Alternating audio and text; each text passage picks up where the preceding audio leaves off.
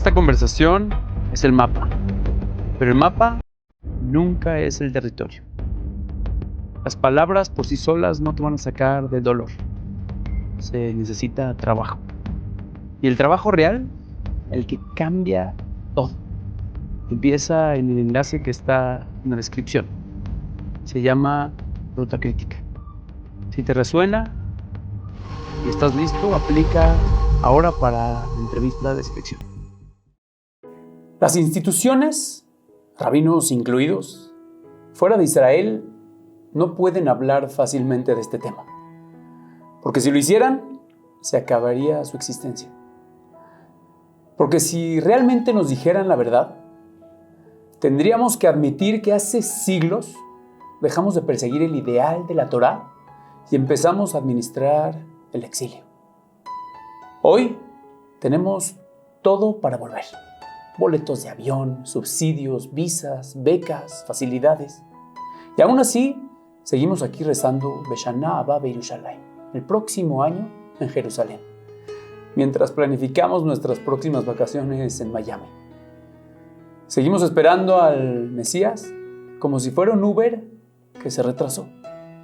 Y mientras tanto, convertimos el exilio en una religión. Decimos que el Israel moderno no es el que nos promete la Torá, que el Estado actual es demasiado humano, demasiado político, como si la redención tuviera que venir sin contradicciones. Pero quizá la pregunta no es si Israel cumple la promesa, sino si nosotros cumplimos con la responsabilidad de tener Israel. ¿Por qué hay dos Israel? El de los mapas y el de la Torá. Uno se defiende con tanques y el otro se sostiene con promesas.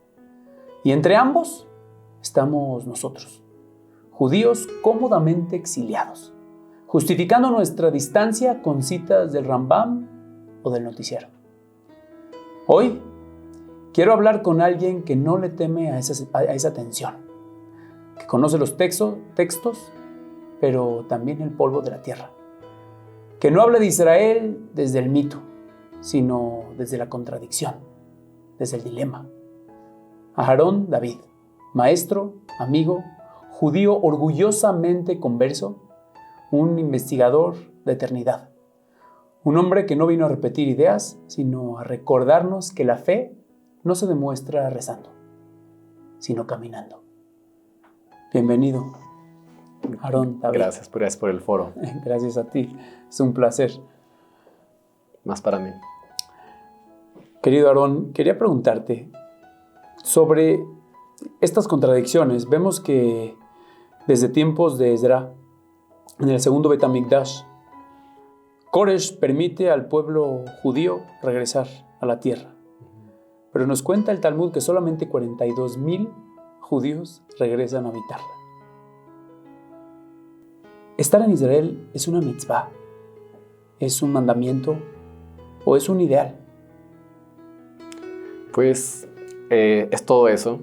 O sea, realmente, por un lado, podríamos empezar a hablar acerca del tema de la mitzvah, la parte más técnica de todo este tema, donde hay gente que dice, bueno, hay mahloket y... Hay discusión. Hay discusión si realmente es una mitzvah o no es una mitzvah, si tenemos la obligación de subir a Eretz Israel. Y realmente mucha gente, es algo que se me hace sorprendente porque mucha gente va a decir, bueno, ya después de investigar el tema, vi que es una mitzvah kiyumi, que significa una mitzvah que si estás allá, cumples una mitzvah, pero no tienes la obligación de ascender y de ir a Eretz Israel.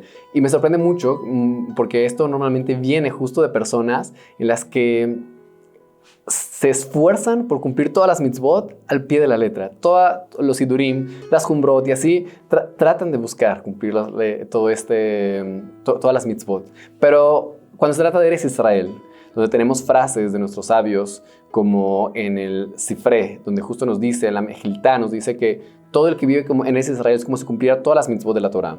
Y tenemos muchas fuentes muy fuertes que traen de la importancia de vivir en Israel. Cuando se trata de esto, dicen como que, ok, es una mitzvah kiyumi, o sea, si estoy allá bien, si no estoy allá bien. Kiyumi es opcional. Es como, correcto, de si estoy allá, cumplo la mitzvah. Si no estoy allá, no tengo obligación de ir y subir a la tierra de Israel a vivir allá. Y esto es desconectar, vivir en la tierra de Israel justo de la misión del pueblo de Israel. Eso es crear esta desconexión. Cuando yo entiendo que la función del judío es principalmente estudio de Torah y es principalmente conectarme con Dios, pues ¿sabes qué? Yo me siento más conectado aquí y tengo más tiempo de estudiar aquí en el exilio que lo que tengo de estudiar en Israel. Entonces, ¿para qué mudarme? ¿Para qué hacer aliyá? Mejor me quedo cómodamente aquí donde puedo tener bien una parnasá, donde puedo estar. Entonces se desconecta la misión principal que tenemos como pueblo judío, que justo podríamos regresarnos hasta la época de los espías. Que es ¿Por qué? El pecado de los espías, ¿cuál fue? Y eso es donde cuando pasa Parashat Shelach Lecha, es curioso que no se hable de este tema, casi, más que los rabanim que están en Israel, porque ¿cuál fue el pecado de los espías? ¿Qué hicieron los espías? Los espías dijeron, ¿sabes qué? La tierra está muy difícil de entrar, ¿saben qué? Hablaron la shonara de la tierra de Israel. Hablaron mal de la tierra de Israel. Claro, hablaron mal, le quitaron la emuná, quitaron la fe de las personas y dijeron, ¿sabes qué? No podemos ascender, no podemos subir a Israel, no está en nuestra capacidad. Olvidando que obviamente llevaban viviendo una cantidad de milagros impresionantes en el desierto hasta ahorita y se les olvidó que el que los iba a meter a la tierra de Israel fue el mismo que los sacó de la tierra de Egipto. Y se pierde esa emuná. Rabbi Nachman de Breslev dice que justo emuná, fe, es Israel. O sea, Israel se gana con emuná. Cuando tú logras subir esa emuná, esa fe, en ti es cuando puedes ganarte, eres Israel. Y fue justo lo que los espías bajaron. Y nos dice algo muy fuerte. El Zohar mismo dice, nos cita el Rav Shlomo Teichtal, cuya publicación de su libro fue en 1943, en la mitad del Holocausto. Un rabino hasídico que toda su vida se opuso al sionismo y a los sionistas y a la construcción de la tierra de Israel. Y que a la mitad del Holocausto dijo, ¿qué está pasando? ¿Qué estamos haciendo? Estamos haciendo todo bien. Estábamos los hasidim creciendo, Torah, etc. Y ahora pagamos todos juntos por lo mismo. Y la conclusión que llegó es, todos los exilios a los que hemos estado, vamos a salir mal de ellos. ¿Por qué? Porque Hashem nos está diciendo, vayan a su tierra. Entonces, Rav Shlomo Teichtal trae entre todas sus fuentes que trae aquí muy interesante, un libro Em Avanim Semeja, que un must read, para todos deberían leer este libro para entender estas fuentes, donde él dice que el pecado de los espías fue motivado por este deseo del poder que tenían. Ellos tenían este sentimiento, sabían inconscientemente de que en el momento en que les tocara entrar a la tierra de Israel, su posición como líderes no iba a ser tan necesaria. Vamos a dar un poquito de contexto, es decir, ellos durante toda la travesía del desierto, o una gran parte de esa travesía, eran los líderes del pueblo de Israel, dividido en las 12 tribus. Y cuando están a punto de entrar a la tierra, ellos por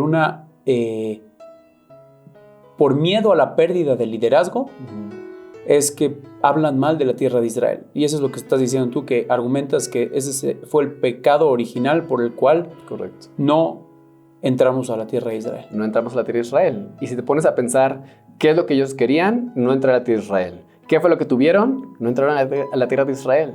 Y eso es algo muy curioso, porque a final de cuentas Hashem hace las cosas midá keneged midá, medida por medida. Y si nosotros despreciamos la tierra, y también es otra cosa que dice Rav Shlomo Teichtal, el pecado por el cual fuimos exiliados fue por despreciar la tierra. Y la manera en la que vamos a ser redimidos es cuando tengamos ese deseo fuerte por la tierra. Y fue justo lo que pasó con el pueblo ese. Dijeron, ¿sabes qué? ¿No quieres entrar a la tierra? No vas a entrar. Mueres en el desierto. Y ellos podrían decir, todos podríamos decir, oye, espérate, en el desierto, ¿qué hacían? Nada, estudiar Torah. Todo el día estudiaban Torah. Oye, ¿cómo se ganan su parnasá? No necesitaban, man del cielo. Oye, ¿qué generación estaba más conectada con Hashem? Pues esa, ¿no? La conexión que todo el día se la pasaba estudiando Torah, todo el día se la pasaban sin necesidad de trabajar, lavar, nada. Era pura espiritualidad. Entrar a la tierra de Israel, ¿qué implicaba? ya no es eso. Ahora tienes que entrar, arar la tierra, trabajar la tierra, ponerte a trabajar, crear un ejército, pelear. Todo eso no es de judíos, ¿no? ¿O sí? Y eso justo es la desconexión que existe entre el judaísmo y el Tanaj. Aunque podemos después irnos para allá, pero para terminar este punto, el pecado de los espías justo fue decir, hacer sus propias cuentas. Hacer sus propias cuentas de decir, ¿sabes qué? Aquí, en el desierto, estamos mucho mejor.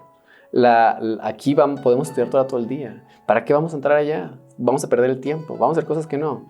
Olvidando cuál es la misión de ese pueblo. Y la misión de ese pueblo la escuchamos antes de los Aseret Adibrot, de los 10 mandamientos, correcto. Hashem le dice a Moshe, en Parshat Yitro, le dice, Be'atem tiyuli mamlechet kohanim begoy kadosh. Y ustedes serán para mí una mamlajá. ¿Qué significa mamlajá? Ahorita vamos a explicar. Una nación de kohanim, de sacerdotes, de ministros, vamos a traducirlo, y una nación santa, un pueblo santo. ¿Qué es una mamlajá? Mamlajá viene de la palabra melech. En otras palabras, un reinado, una nación, un ente político. La Torá nos está ordenando a tener nuestra entidad política que sea el ejemplo para todas las demás naciones. Esa es la visión a largo plazo. Y todo lo demás que te estoy ordenando, dice Hashem, es para que cumplas esta misión. Ese es como el mission statement del pueblo judío es Be'atem tiyuli mamlechet kohanim begoy kadosh. Ustedes serán una nación de ministros. ¿Qué es un ministro? ¿Qué es un kohen? El que da el ejemplo y el que sirve a Hashem por todos los demás. Y nosotros tenemos que ser los kohanim de todas las naciones. Y las naciones tendrían que preguntarse, oye, ¿cómo tenemos que llevar nuestras naciones? ¿Cómo tendremos que nuestra política, todo lo financiero, etcétera? ¿Y qué tendrían que hacer? Vamos a ver los judíos que están haciendo. Y eso es lo que están haciendo. Entonces, bueno, por ahí tenemos que ir. Esa es la misión del pueblo de Israel. Los espías perdieron completamente cuál fue la misión. ¿Para qué? Para dejarlo por lado, por lo de ahorita, por la Torá, ¿no? Por la espiritualidad, por su liderazgo. Porque también eso estaba, dice el Zohar, que eso estaba internamente voy a perder mi liderazgo si entramos a la tierra de Israel. Gran parte de lo que financia hoy a las instituciones es la gente que vive o que vivimos en los países fuera de Israel.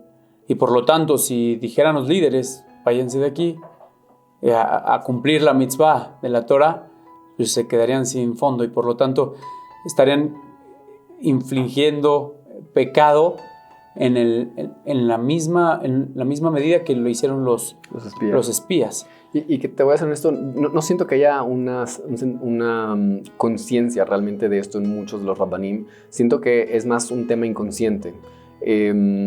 O sea, ellos creen que realmente están haciendo, porque muchas veces eso es lo que sus mismos rabbanim les han enseñado. O sea, como que no han... han sido 2000 años de exilio. Han sido 2000 años de exilio. O sea, tenemos que saber, y tenemos, o sea, una nación que tiene 80 años, entonces también hay un tema, o sea, lo platicaba apenas con el rabbi Jonathan el Nekabe, que el tema principal por el que no nos movemos generalmente está inconscientemente ¿cómo se dice? Generado por el miedo. O sea, el miedo es el que nos impide, inconsciente o conscientemente, cualquiera de las dos. ¿Pero por qué miedo? Pues yo no quiero llegar a una nación que tal vez vuelva a caer en guerra, si ya es de nosotros o no es de nosotros. Digo, hay muchos miedos, pero también uno de esos miedos es ese. Y la gente que está en el exilio, por otro lado, te podría argumentar que ese va a ser mi papel en esta conversación, contrapuntearte en ese sentido. O sea, es una nación nueva, que yo no tengo la suficiente certeza para saber que realmente ahí puedo ejercer mi judaísmo o mi espiritualidad o mi conexión con Dios. Y por lo tanto, aquí tengo todas las garantías, por lo menos por ahorita. Y podría pensar que eso es lo que quiere hoy Dios de mí, que sería el argumento más sensato para un líder religioso que está llevando a su congregación. Claro, o por un lado entiendo esa posición de muchos rabbanim que dicen, ¿cómo le voy a recomendar a una familia que se mude a la tierra de Israel sin asegurarle que realmente va a hacerlo realmente, ¿no? Entonces, o sea, entiendo esa postura de muchos rabbanim, pero eso es nuevamente, olvidar cuál es la misión como pueblo, donde ya no es el individuo lo principal, sino es la nación, mi misión como pueblo, mi misión como nación. Y es que el exilio, no hay nación. En el exilio lo mejor que hay son comunidades. Y se nos olvida esta parte, por ejemplo, incluso un error común que existe entre los líderes del mismo Estado de Israel, es asumir que Pikuach Nefesh, que el peligro de vida va por encima de todo. Entonces, Es decir, si hay peligro de vida... Voy a explicar. Por ejemplo, ¿sabes que hay que entregar tierra? Hay que entregar parte de nuestra tierra. ¿Por qué? Porque eso va a evitar que haya peligro, que haya muertes. Claro. Entonces, como va a haber muertes, estos Pikuach Nefesh, el peligro de vida va por encima de todo. Eso no aplica para una nación. Una nación tiene un ejército. Un ejército tiene bajas cuando hay guerras, y más cuando es una guerra. Existe el concepto en la Torah de Milhemet Mitzvah, de una guerra que es un precepto, como por ejemplo el de conquistar la tierra de Israel. Entonces, tenemos una mitzvah de conquistar la tierra de Israel. ¿Cómo lo vamos a hacer? Con un ejército, ¿no? Y ahí puede haber bajas, así pasan los ejércitos, ¿no? Aunque hay rabbanim que luego enseñan como que no hay bajas, pero eso es no leer el Tanaj, ¿no? En el Tanaj mismo está escrito como David Amelech, que fue el rey más grande de todos los reyes. En su ejército hubo bajas. Él mandó a Uriah, a Hití, a la línea del frente porque sabía que iba a fallecer, ¿no? Junto con otros soldados, como está claro en el Tanaj. El punto es como que, ¿por qué está esa mentalidad? Esa mentalidad es una mentalidad normal en el Galut. En el Galut, en el exilio. En el exilio no tienes una nación, tienes una comunidad, y lo que tratas de hacer es proteger la comunidad lo más que puedas. Y no tienes estos...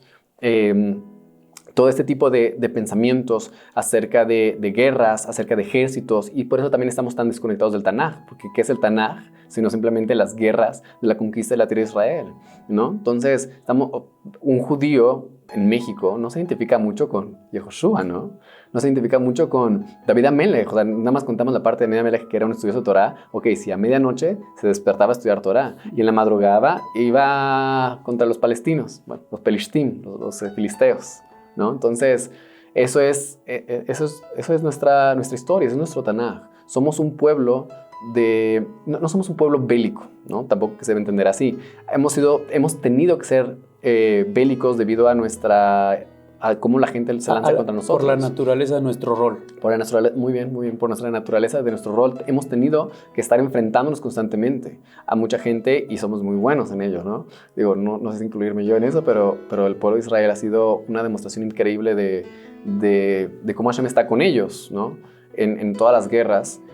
Y me haces pensar en Hizkiyahu, el rey, que él en cierto momento el Tanaj nos cuenta que él empieza a hacer cuentas porque sabía por profecía que iba a tener una descendencia desviada del camino. Correcto. Y por lo tanto decide no tener hijos. Sí. Y se le acerca el profeta, Sí. y le advierte, eso, o sea, Vas a morir. Vas a morir. O sea, que está erróneo tu pensamiento. Parece una historia bonita, pero si nos damos cuenta cuál es el trasfondo de lo que le está diciendo el sacerdote, es: tú no hagas cuentas de las consecuencias de tus actos. Tú haz lo que tienes que hacer cuando lo tienes que hacer. 100%. Es decir, bajo esta línea de pensamiento que estás planteando es: hoy existe Israel, y por lo tanto no hagas cuentas. Sí. Que por un lado a mí me suena un poco a fanatismo. Me agarra tus cosas, empaca y vete para allá. Pero por otro lado me deja en una incomodidad también, y separación de lo que yo digo hoy que es mi pueblo. 100%. Entonces, ¿cómo podemos equilibrar? ¿Cómo podemos equilibrar en estas dos visiones diferentes del Israel místico, el que nos promete la Torah, que hablamos de que va a bajar el tercer Beit Hamikdash reconstruido, va a llegar el Mashiach, como que lo percibimos desde una manera sobrenatural, y el real, Sí. el que hoy vemos, lleno de violencia, con distintos colores políticos, con discusiones en la Knesset que pues, se diversifican en miles de voces, y muchas veces ya no sabemos si representamos a ese Mamlechet Kohanim, como le dijiste, a esa nación de ministros o sacerdotes. Hay veces... 100%, te entiendo la pregunta y por un lado no está muy lejano a lo que ha sido nuestra historia. O sea, eso es un punto que a lo mejor hay que poner primero, donde la gente dice, no, ¿cómo vamos a ir a Israel si Israel está tan mal, lleno de cosas que no son lo que la Torah quiere, ¿no? Y hay dos respuestas. Uno es, bueno, sí, lamentablemente está así como la mayor parte del Tanaj, ¿no? La mayor parte del Tanaj, cuando hubo esta división entre el reino de Judá y el reino de Israel, la mayor parte de la historia del reino de Israel fueron Reshaim, fueron malvados completamente. Estaban corruptos. Corruptos en todas las áreas. Y es lo que los profetas gritaban y vamos a regresar al camino correcto, tanto en las áreas sociales como en las áreas de lo que tenía que ver con las áreas sociales, como lo que tenía que ver con la religión. O sea, estaban por otro lado completamente. Y esa fue nuestra historia durante la mayoría del Tanaj. Y obviamente que no es el ideal. El ideal siempre ha sido regresar, pero por lo menos teníamos algo. No se considera que estamos en exilio. Teníamos algo donde podríamos construir para algo mejor. Y por otro lado, ¿quién lo va a construir? ¿Quiénes fueron los que empezaron a construir? Pues los que no eran religiosos. Y yo puedo entender mucho esta visión mística ¿Te refieres al Estado de Israel moderno? Correcto, el Estado de Israel moderno. ¿Quiénes fueron los que construyeron el Estado de Israel moderno? Sí, gente que no solamente la que llamamos secular. Correcto. Que empezó a habitar los kibutzim. Que no solamente no les gustaba la religión, o sea, literalmente eran antirreligiosos, eran comunistas, y eso no es parte de nuestra historia que no hay que esconderla. Y hay que aceptar que el sionismo fue fundamentado en la no religión. O sea, ellos... la visión de los primeros sionistas era antirreligiosa. Y eso es algo que hay que también marcarlo como desde un punto de vista donde, desde esta perspectiva, decir que soy un sionista religioso, hay una contradicción en términos. Claro que para la mayoría de la gente que se considera sionista religiosa no piensa en esta parte. Y en ese aspecto yo me considero sionista. En la parte de la otra parte no me considero sionista. De acuerdo, que Theodor Herzl, creo que, o sea, su mayor... drive, otra vez esta palabra que se me está olvidando, su mayor drive para ejercer todo su idealismo fue porque él no podía ejercer su abogacía en el país donde estaba y por lo tanto dijo, no, pues entonces tenemos que hacer algo, o sea, yo necesito, o sea, si por judío no me están dejando ejercer lo que yo quiero ejercer, pues entonces necesito un estado donde yo pueda ejercer. Correcto. Y de ahí nace este pensamiento. Entonces, tal vez no es un tema religioso, pero sí identitario, o sea, de identidad. Es Correcto. decir, se identifican con un pueblo, 100%. no necesariamente a través de la religión, pero es ahí donde se conjugan estos dos. Parece que son contradictorios, pero no, el religioso y el secular, ambos se consideran a sí mismos como parte de un pueblo. Y sí, en este caso eso es algo que se podría dar para otra ocasión, el concepto de la nueva identidad que el sionismo quiso fundamentar y que hasta cierto punto nos está causando mucho daño. En la identidad judía carente de cualquier otra cosa está causando mucho daño a nuestros soldados, por ejemplo, hoy en día. Puede ser algo para otro tema, pero regresando a la pregunta inicial, puedo entender por un lado esta visión que tenían los judíos, muchos de los rabbanim incluso, de esta visión mística de que el Mashiach va a venir a salvarnos de una manera mágica y el Bet HaMikdash va a caer del cielo, etc. ¿Por qué? Yo digo, ponte a pensar, imagínate que estás, Haz Shalom, una persona que está ahí en medio del holocausto, en Auschwitz. Imagínate que les hubieras dicho, ¿sabes qué? En 5 años va a haber un estado judío. Impensable. Impensable, imposible. ¿De qué me estás? O sea, es una burla, ¿no? Nunca te hubieras imaginado. Claro. Tan lejana era la idea de formar un estado judío que es normal pensar que es como ahorita el tema y hoy seguimos teniendo ese mismo problema, porque decir, vamos a tener un Sanedrín, no místico, sino que nos vamos a poner de acuerdo todos los judíos para crear un Sanedrín. Hoy en día, ¿qué pensaría? Yo por lo menos diría... El Sanedrín serían los 70 sabios que pueden establecer halajot o leyes hoy. Sí, la ley máxima. La ley máxima. Hoy la corte máxima. Tenemos 2000 años sin un Sanedrín. Correcto. Y lo que implicaría, un Sanedrín implicaría que que ya no existe y que estos y que aquellos y los Sefardim, Ashkenazim, Hasidim, Yemen, no, eso implicaría, ¿sabes qué? Una sola ley para todo el pueblo, ¿no? Claro. Y quién va a ser el líder y quiénes van a ser la... O sea, es una... O sea, hoy en día se ve imposible que haya un Sanedrín, ¿no? Imposible. Pero justo es lo mismo. Nosotros tenemos nuestra visión de lo que puede pasar, posible y no es posible, pero Hashem tiene otra visión de lo que es posible e imposible, ¿no? Y por otro lado, puede ser que la razón por la que Hashem utilizó a la mayoría de estas personas que no eran religiosas para fundamentar el Estado de Israel era justo porque los religiosos no estaban listos para ese papel. Imagínate, aunque no todos, porque los primeros asentamientos judíos en Eretz Israel fueron asentamientos de Hasidim. Fueron Hasidim que llegaron y que empezaron a comprar las tierras de los árabes por muy baratos porque eran pantanos y empezaron a crear los primeros asentamientos en Hebrón. Y realmente es algo pero la mayoría del pueblo judío no estaba listo para eso, no estaba listo para crear un ejército, para ir a la guerra, para pelear, para pelear por nuestra tierra. Y cuánta sangre no se derramó en ese proceso de crear un Estado judío. Y el religioso no estaba listo para eso. El religioso estaba siendo maltratado en los Yishubim en Europa. Los pogroms llegaban y ellos bajaban la cabeza y se escondían para evitar. Y fueron estos los primeros sionistas que dijeron, ¿este es el judío?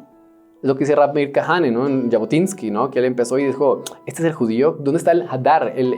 Estos son el orgullo de nuestro pueblo. ¿A poco estos son los descendientes de los macabeos? ¿No? Entonces, era esta dualidad lo que provocó este rompimiento entre, ¿sabes qué? No podemos seguir permitiendo esto, hasta aquí el exilio, y empezaron a ascender a la tierra de Israel este movimiento sionista, no religioso, antirreligioso, y por el otro lado este movimiento religioso se quedó atrás. Rab Shlomo Teitza lo dice, ¿qué vamos nosotros después a querer exigir en nuestro estado si los únicos que trabajaron la tierra, los únicos que trabajaron por él, fueron los no religiosos? ¿Qué podemos pedir? Aquí lo dice, en 1943, cuando está diciendo, ¿sabes qué? Si queremos nosotros que este Estado, que está empezando ya a las bases de este Estado en 1943, si queremos tener algo que decir al respecto, ¿qué crees? Tenemos que ponernos las pilas, tenemos que ir, tenemos que trabajar conjunto con ellos, tenemos que amar a nuestro compañero y desde ese amor vamos a poder influenciarlo, como Rav Kook. Rav Kook era el ejemplo de esto perfecto. El primer rabino oficial de Israel. Y él justo tenía esta capacidad de ir con lo que no son religiosos y hacerse sentir como que es parte de ellos. Yo creo que ese es el mensaje, tal vez ese es el mensaje divino. Finalmente Dios utiliza sus soldados para hacer que su voluntad se exprese, y su voluntad fue esa, que a través del secular se cree también el Estado de Israel, y yo creo que esa es una parte importante, intrínseca del Estado hoy como reconocemos a Israel, para que no vayan a negar a aquel religioso que ellos también son parte. Correcto. Me encanta, suena esperanzador la idea también del Sanedrín, que eventualmente así como nunca imaginamos tener en nuestras manos 5 años después un estado, que podamos tener un Sanedrín pronto. Amén. Para establecer una sola ley a todo el pueblo de Israel. Pero quiero analizar contigo, siempre todo lo que se refleja afuera es una contradicción que tenemos adentro. Y vemos esto reflejado en muchos lados, esto que estamos platicando, que es, por ejemplo, el judío muy ortodoxo en Israel muchas veces no quiere ir al ejército. Uh-huh. Y el secular le reclama a ese ortodoxo que no puede estar tomando provecho de ese estado si no coopera. Y eso mismo, y por otro lado, cada vez son más los religiosos que se enfilan al ejército y defienden el estado como tal.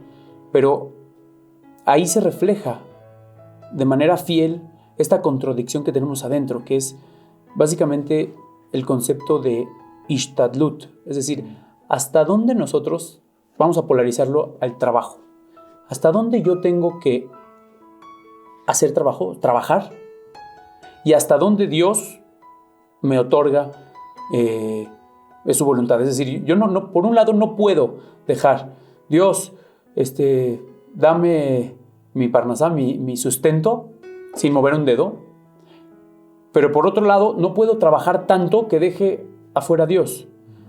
Lo digo en otras palabras, hay gente que está tan llena de Dios que no deja espacio para sí misma, y hay gente que está tan llena de sí misma que no deja espacio para Dios. ¿Dónde está el Ishtadlut? Es decir, el Ishtadlut parecería que es esta persona, este judío ortodoxo que está en el ejército.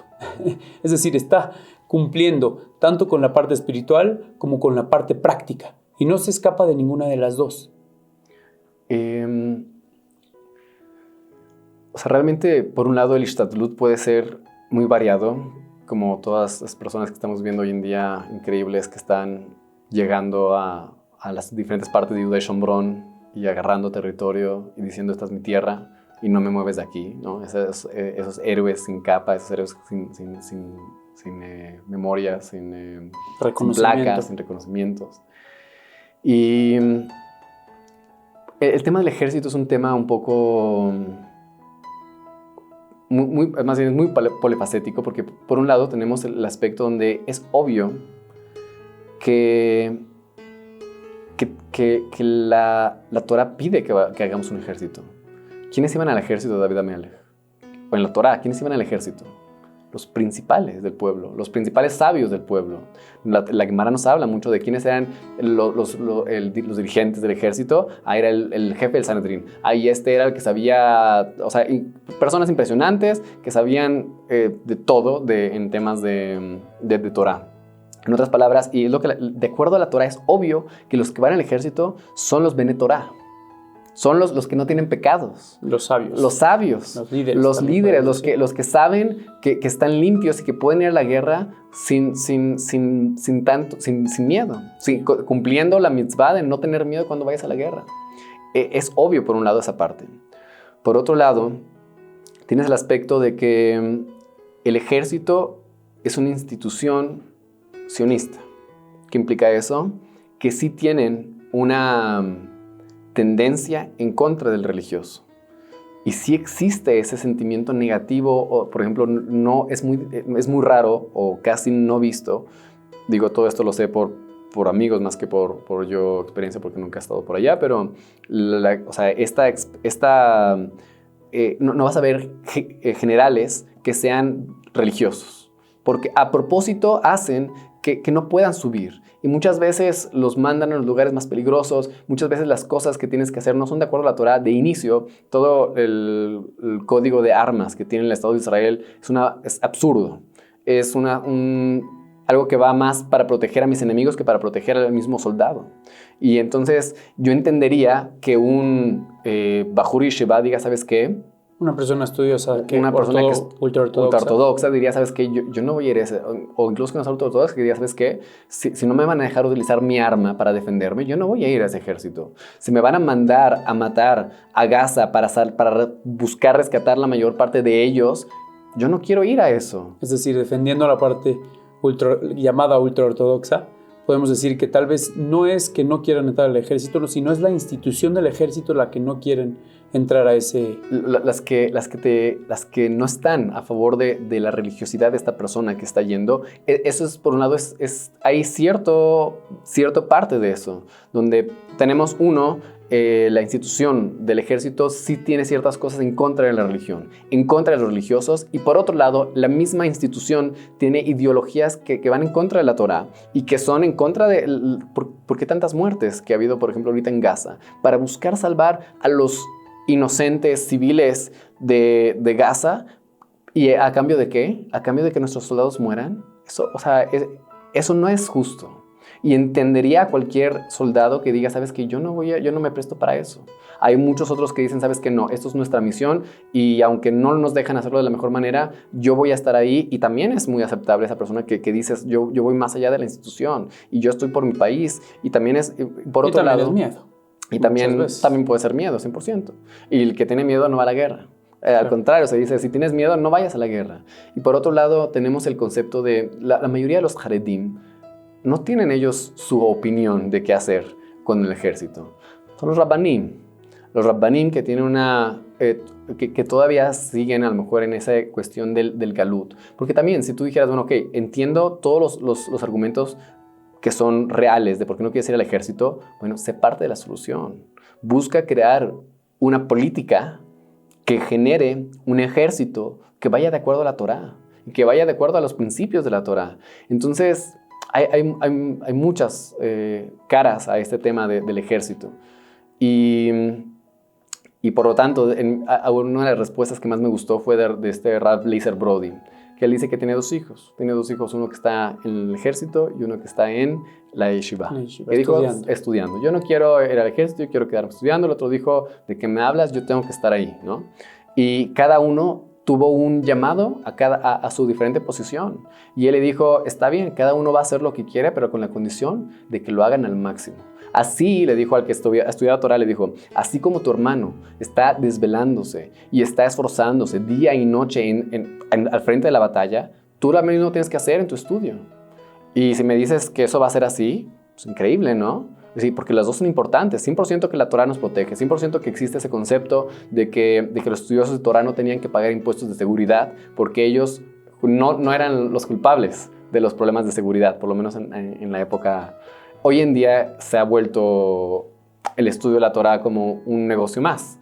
Y muchos de ellos, muchos lo hacen bien, muchos no lo hacen bien. Muchos están ahí para calentar la banca. Yo conozco el sistema, por lo menos aquí en México, de mucha gente que no quiere irse a trabajar al centro, entonces prefiere estar sentado en el colel. Por miedo de salir a la guerra. Por miedo de salir a la guerra aquí. Entonces, y hay otras facetas, ¿no? Por ejemplo, también en Israel, una persona secular que quiere, o digamos lo secular, que quiere, que se exenta por diferentes estudios en estudios universitarios y todo. Claro, becarios. Claro, entonces, porque aquí sí y acá no. O sea, hay muchas facetas, sí. De acuerdo. Que, centrándonos otra vez, regresando a nosotros que estamos fuera de Eretz Israel, hablando de Eretz Israel, ¿cómo muchas veces podemos argumentar, y de hecho el Arizal habla sobre rescatar chispas, es decir, las personas que estamos en Galut venimos a rescatar las chispitas de luz que se quedaron esparcidas en la tierra después del exilio. Y seguimos en ese proceso. Y es una maravillosa solución para estar tranquilos aquí y planear nuestras próximas vacaciones a Miami. Uh-huh. Estoy rescatando las chispas. Sí. No tengo obligación de estar allá, que sería la segunda postura que tú planteaste, que es opcional. Es decir, yo sí tengo una misión acá. Uh-huh. ¿Qué opinas sobre esta opinión?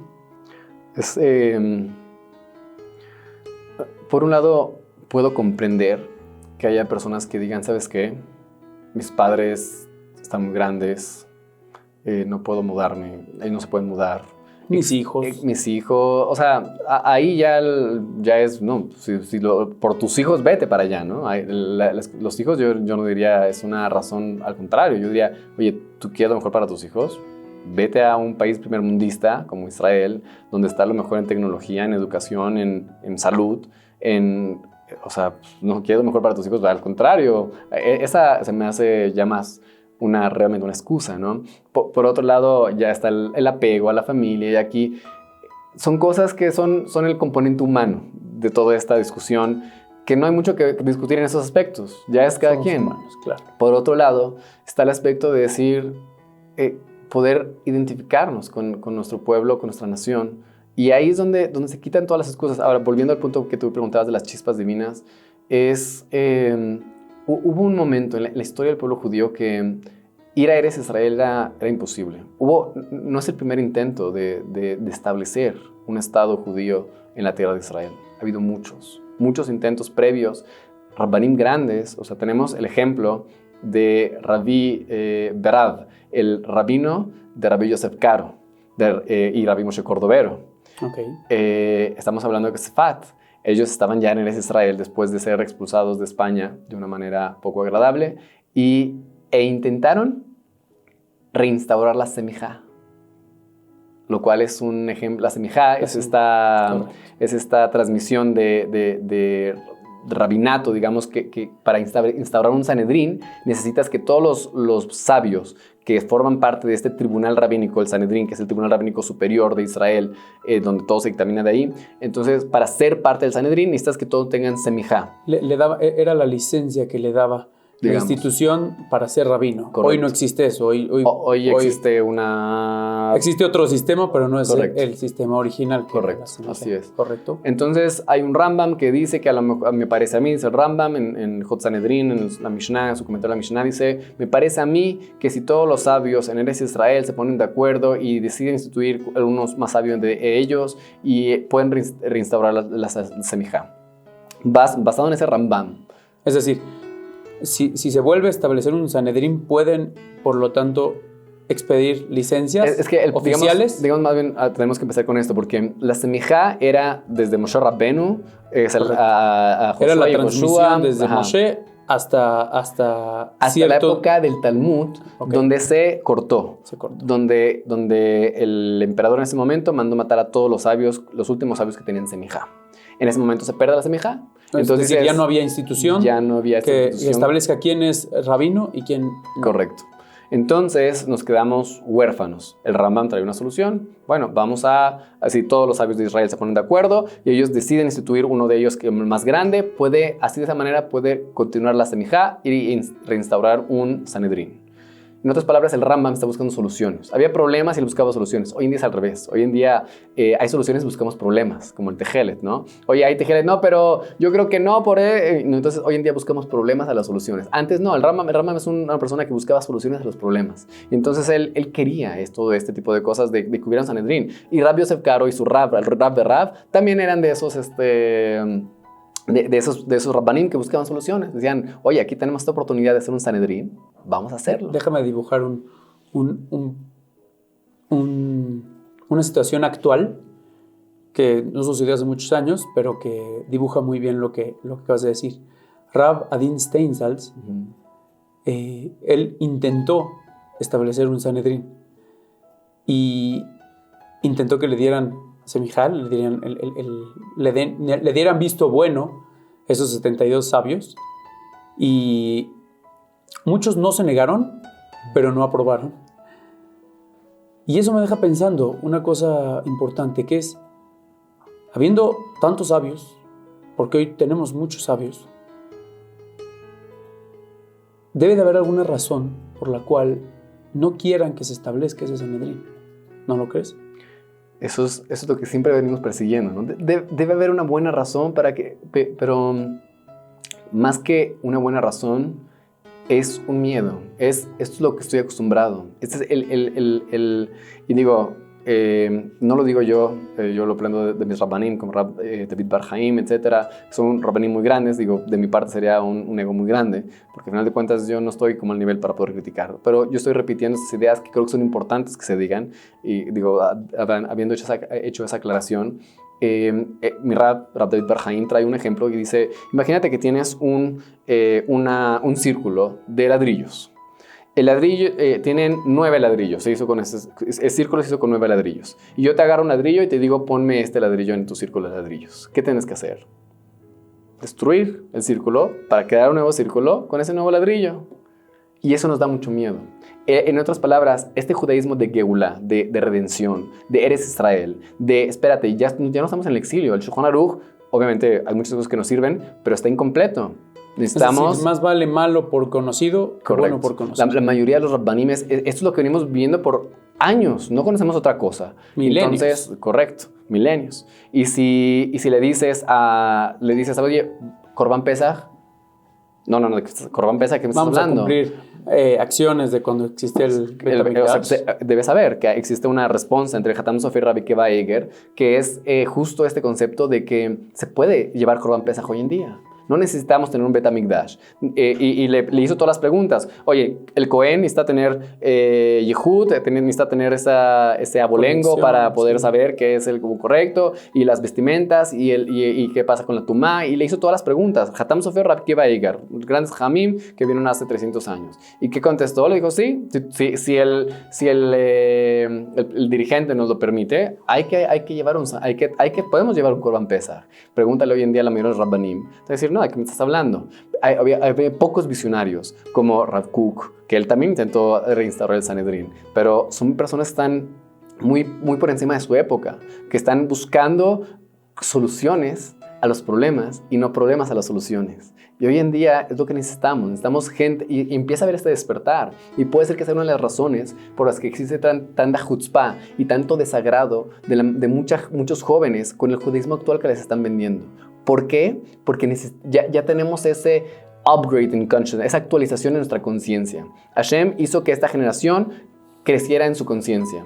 Y necesitan más las personas, no se conforman. Y entonces, cuando les ven en el judaísmo del exilio, dicen como que esto falta algo. Y sí, faltan muchas cosas.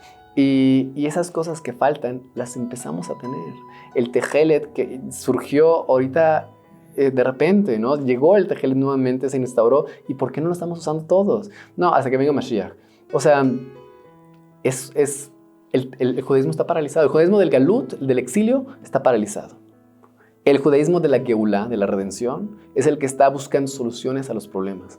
Tenemos gente como la gente del Instituto del Templo que tienen estas ideas y que ya tienen todas las vasijas para en cuanto se dé el permiso para sacar a los árabes de ahí, poder nosotros entrar a construir el templo que estaba originalmente ahí. Apenas escuchaba, ¿no? Imagínate que nosotros vamos a Meca y construir una sinagoga en Meca. ¿Alguien nos permitiría hacer eso? No, para nada. Pero nosotros sí permitimos que haya un templo musulmán, una mezquita encima de donde era nuestro lugar más, en lugar donde es nuestro lugar más sagrado. Y los dejamos jugar fútbol ahí, los dejamos hacer lo que se les pegue la gana y nosotros no podemos entrar. Es una situación que mucha gente está despertando hoy en día.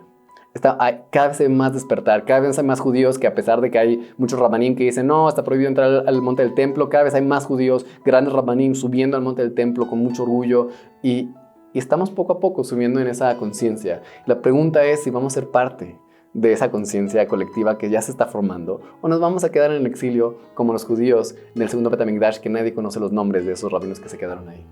Yo pienso que el Mashiach, la época mesiánica, se da cada cierto tiempo y una de ellas, en mi experiencia, fue la pandemia. Uh-huh. La pandemia, hubo gente que se paralizó y hubo gente que hizo sus más grandes accomplishments, sus más grandes logros a través de la pandemia. Y ambos tienen razones por las cuales su situación fue como fue. Es decir, el que se paralizó y no hizo nada y fue su peor época de su vida es justificable y le pasó y es real. Sí. Y el que lo logró y el que hizo los mejores negocios, etcétera, etcétera, muchas veces, lo que quiero decir es que se subieron a la ola. Sí. Es decir, el Mashiach es como, mi concepción del Mashiach son olas. Sí. Llega una ola y te subes y vas con ella, o la dejas ir y vas a entender, van a haber razones por las cuales te quedaste atrás de la ola y no hay problema, las dos son verdad al mismo tiempo, es decir, pasa sobre ti, pero te subes a esa ola o no te subes a esa ola. Y el Mashiach como concepto, la salvación llega, pero está en ti tomar la mano o dejarla ir. ¿Qué le recomendarías a todos nosotros hoy que tenemos la posibilidad de hacer aliyá y nos estamos quedando como aquellos judíos con Ezra Asofer que por miles de razones justificamos nuestra permanencia en el exilio? O sea, realmente, por un lado, como tú dices, incluso implícitamente de lo que acabas de decir, todas nuestras razones son justificadas. Y puede ser que, yo no sé cómo va a ser allá arriba el juicio, pero te van a justificar así, tienes razón, tus hijos, todas las razones son justificadas. En Fe Conciencia decimos, lo que creas, creas. Lo que creas, creas. 100%. Y 100%, si tú puedes justificar la razón por la que estás aquí y válida, pero la diferencia va a ser parte de ese mission statement, de esa declaración nacional, que va a ser parte de esta nación, o te vas a quedar en parte de comunidad. ¿Qué es lo que quieres? ¿Qué es lo que quieres para ti, para tus hijos, para la permanencia de ti dentro del pueblo, para la permanencia de las generaciones posteriores, de ser parte de estas personas increíbles que ya están allá, arriesgando todo para para no ser solamente ellos, sino ser parte de algo más grande. Que siempre somos parte de algo más grande, pero la diferencia es, ¿lo vas a vivir? ¿Vas a ser parte de eso o no? Y yo invitaría a todos a empezar a pensar en eso. Muchos nos vamos porque no queremos irnos solos. No nos vamos porque no queremos irnos solos, pero la pregunta es, vamos a ser los primeros, vamos a ser los pioneros, vamos a ser los que demos los primeros pasos para llegar allá. Y hoy en día lo tenemos tan fácil, y no es fácil moralmente hablando, y esa es la emuná que tenemos que fortalecernos. Eso es lo que, a lo mejor quisiera aclarar esto, de que yo antes me chocaba la idea, el Hasidut no me gustaba antes. Una de las partes por las que no me gustaba es porque ellos decían que si tú quieres la redención es a través del estudio del Hasidut. Y yo sentía que ese tipo de ideas evitaban que la gente diera pasos concretos realmente para la Geulá. Y por un lado puede pasar eso, aunque yo estoy viendo que muchos de los que están metidos en esto son los que están empujando hacia la Geulá. ¿Por qué? Porque muchas de las cosas que el Hasidut y que todas esas enseñanzas de la mística judía te van a dar es justo esa emuná que necesitas y esa confianza, esa fe en Hashem y en que todo va a salir bien. Cuando te llenas de emuná, cuando te llenas de ese sentimiento positivo, entonces vas a tener la posibilidad de hacer ese paso grande, de hacer aliyá, de buscar ser parte de algo más grande, de la unión. Porque ¿de qué sirve ir a Eretz Israel cuando llevas el galut junto contigo? Te llevas el galut en la maleta y te estacionas allá con una mentalidad de galut. Lo que queremos es primero salir del galut. Ya que salimos del galut, ya sea aquí en México o allá en Israel, y entonces ahora sí hacer una aliyá tanto espiritual, o sea, realmente creer que soy parte de una nación. Y eso me va a implicar amar a todos los Yudim, que es parte, idea central del Hasidut, el amor hacia todos, y entender que tanto esta persona que no es observante, como esta persona que es observante pero que es completamente de estilo mío, el Haredí, el que no quiere el ejército, todos ellos son parte de expresión del mismo pueblo y son necesarias en nuestro pueblo. Y cuando entiendas ese amor, ahora ya vas a poder llevar ese paso de querer hacer Geulá, porque en México son familias, son comunidades. Pero cuando tú te entiendas que todo el Am Israel es tu familia, es tu comunidad, no te vas a sentir solo, no te vas a sentir en ese exilio. Entonces yo diría, ¿qué pasos puedes empezar ahorita? Incrementa tu emuná. Si ahorita no ves para ti realmente la posibilidad de irte a Israel, como que Israel, ¿no? ¿De qué me estás hablando?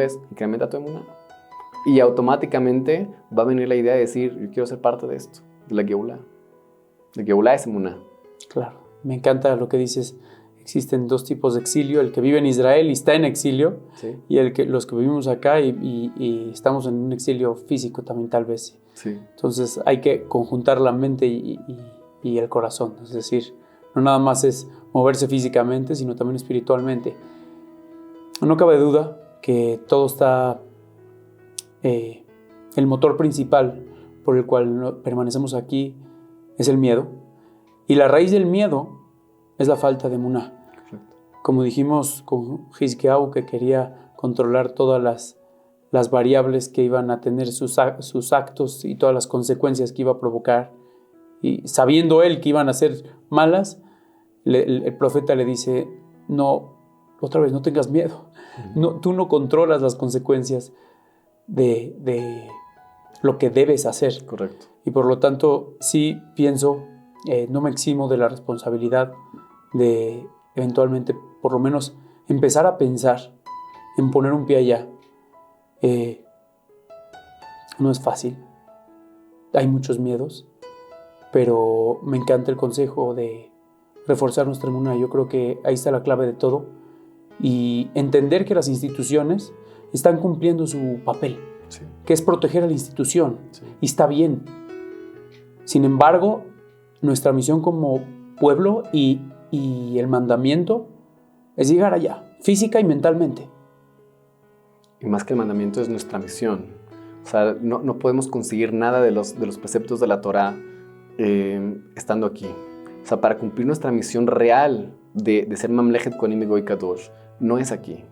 Es allá. Y no son comunidades allá, es una nación allá. Es con un líder que representa al pueblo, que con un Sanedrín, con un Bet HaMikdash. Todo eso es la fuente de la verajá que estamos perdiendo muchísimo el día de hoy por no tener todo eso y ni siquiera sabemos lo que estamos perdiendo. Es impresionante, como dice Rav Meir Kahane, somos un pueblo que a cualquier país que llega lo hace rico, pero no podemos ser nuestro propio país rico, ¿no? Entonces, ¿y por qué se debe todo eso? Porque la fuente de la verajá, ¿en dónde está? Justo está en ese emuná, en todo esto que hay detrás de los rituales aparentemente vacíos del Bet HaMikdash, de todos los corbanos, los sacrificios, etcétera, cosas que se ven una locura, pero que ahí está, la fuente de la verajá, la fuente de la bendición para todo el mundo y la fuente de la emuná también. Y esta emuná a la que tenemos que llegar es una emuná que muchas veces la fe se entiende como algo que no es racional. Pero más que no es racional, es suprarracional, creo que sería el término, va más allá de la razón. Cuando la razón ya no alcanza, ahí es donde tiene que llegar esa emuná. Y ese es Eretz Israel. Eretz Israel siempre es así. Y es lo que nuestros dirigentes todavía no han entendido. De decir como que no te preocupes por las naciones. Tú haz lo que tienes que hacer. Tú haz, como tú estás diciendo ahorita bien de Hizkiyahu, es como que no veas, oye, es que si hago esto se me van a echar las naciones de encima. ¿Cuándo no se te echan encima las naciones? No hagas cálculos. No hagas cálculos. Tú tienes que hacer lo que tú tienes que hacer de acuerdo a la Torá y cuando lo hagas, las naciones te van a respetar. Como ya lo hemos visto, ya nos han respetado las naciones cuando hacemos lo que tenemos que hacer. Y ese es nuestro problema, que no nos la creemos. Aaron, me hiciste acordar de un chiste que están varios líderes presumiendo de la cantidad de adeptos que tiene. Yo soy el presidente de este país con tantos millones de habitantes y presumiendo el uno con el otro. Luego llega el de India, tantos miles de millones, el de China, miles de millones. Y llega el de Israel, no, yo soy el más picudo de acá. ¿Por qué?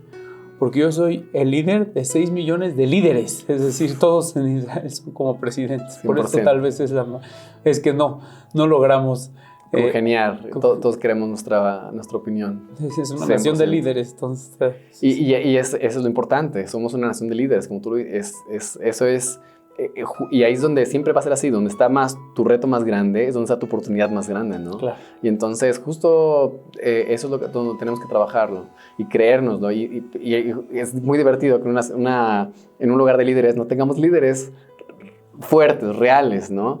Y es lo que tenemos que nosotros empezar a exportar gente, ¿no? Nosotros ahorita que estamos en México, tratar de exportar gente que alguno de ellos pueda llegar a ser el líder, el siguiente líder que no tenga el miedo de decir a Estados Unidos, ¿sabes qué? No me importa, no lo quiero, yo voy a hacer lo que yo como un país soberano se me antoja hacer, y si me apoyas, qué bueno, y si no me apoyas, no me importa. O sea, tener la capacidad de decir eso a Estados Unidos y decir, ¿pero qué vamos a hacer con el apoyo? Decir, no necesitamos el apoyo. No hagas cuentas. Tú haz lo que tienes que hacer. Deja que ellos hagan lo que tienen que hacer. Decía Kissinger, creo que escuché su frase decir, pobres de los enemigos de Estados Unidos, pero peor aún los amigos de Estados Unidos. Y la verdad es que sí, estamos en ese punto donde estamos atados de manos de lo que y no tendríamos que ser así. Tenemos mucho potencial. Las mentes más brillantes del mundo están en Israel o esparcidas fuera de Israel con la posibilidad de ir a Israel. Y tenemos que llevarlas allá. Tenemos que crear. Imagínate lo que puede ser un Estado judío con todos los judíos, con toda su autenticidad, con toda su brillantez en un solo lugar. Creo que eso fue lo que soñó Theodor Herzl y muchos de nuestros hajamim, todas nuestras tefilot siempre estuvieron dirigidas hacia allá y fue lo que soñaron y hoy lo vemos. 100%. Nada más tenemos que subirnos a la ola para ser parte de ello. Eso no quiere decir que seamos ingratos con las naciones que nos recibieron, como este país hermoso México y todas las naciones que hoy nos acogen y nos protegen y nos dan la posibilidad de ser Yehudim en el Galut, en el exilio. Pero no cabe duda que la mejor manera de que un fruto se conserve o se dé es en un ambiente adecuado para ella. Correcto. Y nosotros somos nativos de una tierra. 100%. Y esa es nuestra naturaleza. Y por lo tanto nuestra mejor expresión, la mejor expresión de nosotros mismos es en esa tierra. Aarón, para acabar con esta entrevista, quiero hacerte 10 preguntas rápidas. Lo primero que se te venga a la mente, contesta. Traigo mi acordeón, así que vamos por partes. ¿Por qué Israel? ¿Por qué Israel? ¿Por qué no? ¿Qué es ser judío? ¿Qué es ser judío? Una luz para las naciones. ¿Qué es idolatría? todo aquello que te desconecta y te aleja de ti mismo y del Creador. Maestro que te transformó. Maestro que te transformó, puedo decir que Rab David Bar Haim. ¿Quién es el personaje de la Torá que menos entiendes? Personaje de la Torah que menos entiendo. Supongo que Shimshon. Cada vez lo entiendo un poco más, pero sí. Maestro favorito. Maestro favorito. Ahorita yo creo que Y.Y. Jacobson. ¿Tu mantra favorito? Bueno, supongo que el primero que se me viene a la mente es Bishvili Nivra Olam. Para mí fue creado el mundo. Okay. ¿Te tomarías un café con? Me tomaría un café con... Bueno, apenas escuché que creo que Rab Afshi contestó con Adama Rishon. Dije, impresionante, porque no se me había ocurrido antes. Entonces creo que iré con esa respuesta. Ok. ¿Le aventarías ese mismo café en la cara a? Supongo que a los líderes actuales de Eretz Israel. Okay. Me arrepiento de... Supongo que siempre hay actitudes y comportamientos en mi pasado que me arrepiento mucho, aunque pues, sí, o sea, de general, mi forma de ser de antes me arrepiento y pues me arrepiento. ¿Alajá o Zohar? Alajá. Es que justo elegiste el libro equivocado, pero sí. ¿Hasidim o Mitnagdim? Los dos. Los dos. Un poquito de los dos. Aarón, David, muchas gracias. Gracias a ti, por el foro. Al contrario, gracias por las enseñanzas, gracias por... Sé que tu sueño es llegar a esa tierra donde emana leche y miel. Cada vez más cerca. Bezrat Hashem, que logremos hacerlo juntos. Amén. Eventualmente que nos dirija Dios hacia su voluntad. Amén. Gracias. Mucho gusto. Esta conversación es el mapa, pero el mapa nunca es el territorio. Las palabras por sí solas no te van a sacar del dolor. Se necesita trabajo. Y el trabajo real, el que cambia todo, empieza en el enlace que está en la descripción. Se llama Ruta Crítica. Si te resuena y estás listo, aplica ahora para la entrevista de selección.